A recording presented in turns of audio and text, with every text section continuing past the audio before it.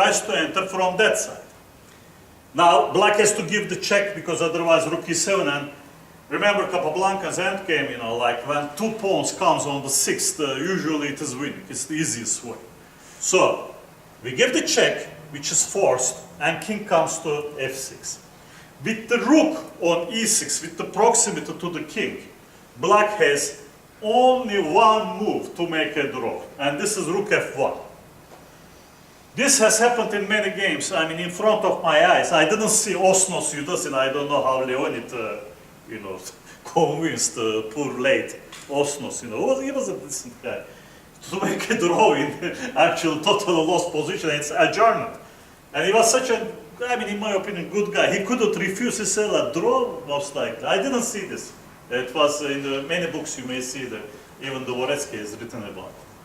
But I've seen this, for instance, twice. Once between Yarmolisky and Gurevich happened, Dmitry Gurevich, and another time, again, Dmitry Gurevich, this time, he lost against Novikov. Then he studied everything together with me, alone, all these end games, he knows everything. But to know, it's not enough because it's like gymnastics. You watched many of these, you know, like the guy jumps somersaults 10 times. Can you do it in the game? Can you really do it? It's another thing. Here, rook f1. So if rook f1 is not played, here we go. So far, we didn't understand, we didn't feel the existence of this pawn. But now,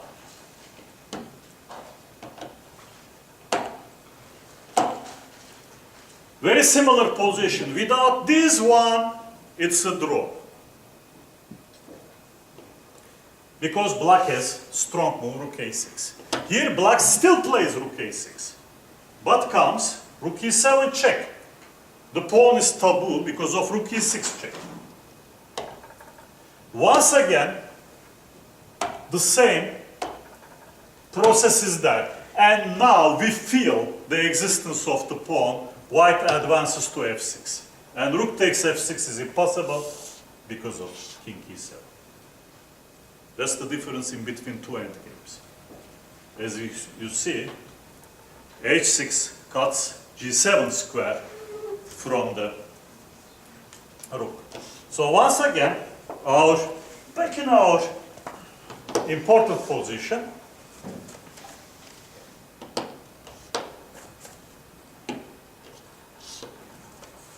here this pawn is untouchable. Also interesting story because now comes king f7, which is a very big mistake, which spoils everything. After king h7, now, let's not forget our last weapon, the stalemate defense.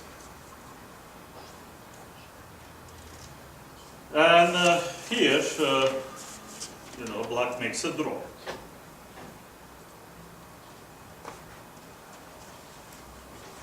Once black has time, because of the unfortunate position of the rook, it happens a draw.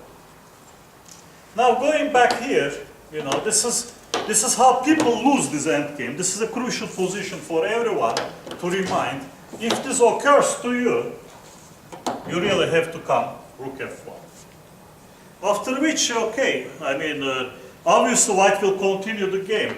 If he goes to d6, now you can even go there, because the same things cannot be done there. I mean, or you can keep the rook here. This is still a draw. Usually people advise, you know, the good players who really made a big survey about it, just advise A line stay to be there on A1, B1 even is, but for the checking distance a little bit close.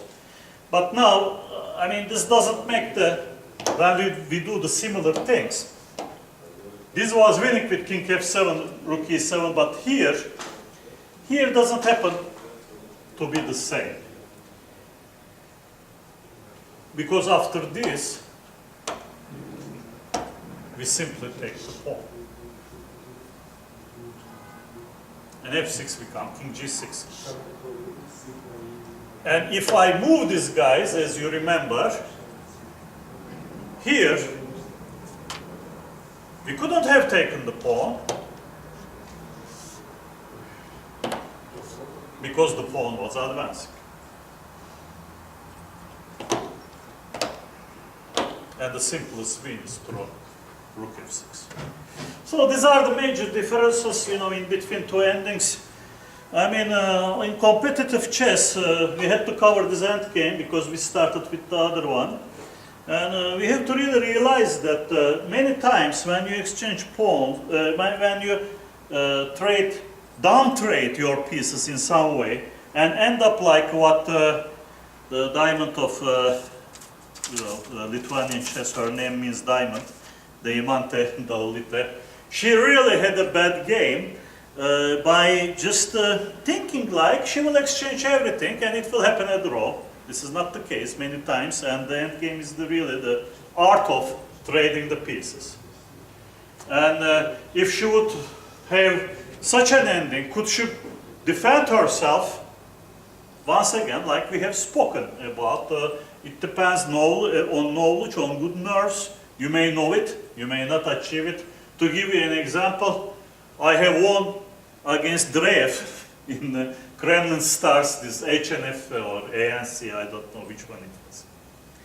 The game shouldn't even go there, but by some small mistakes went there. But I also lost on the black side to Nevednice once. So it absolutely depends on how much time you have on the clock, how much your memories are fresh. So everything doesn't end up by knowing the openings.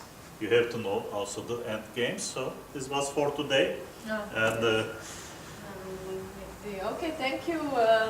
Thanks to Grandmaster Stuart. We probably learned something about the rook I learned, games I today. repeated it this for myself. So thanks for watching and see you again at 6:30.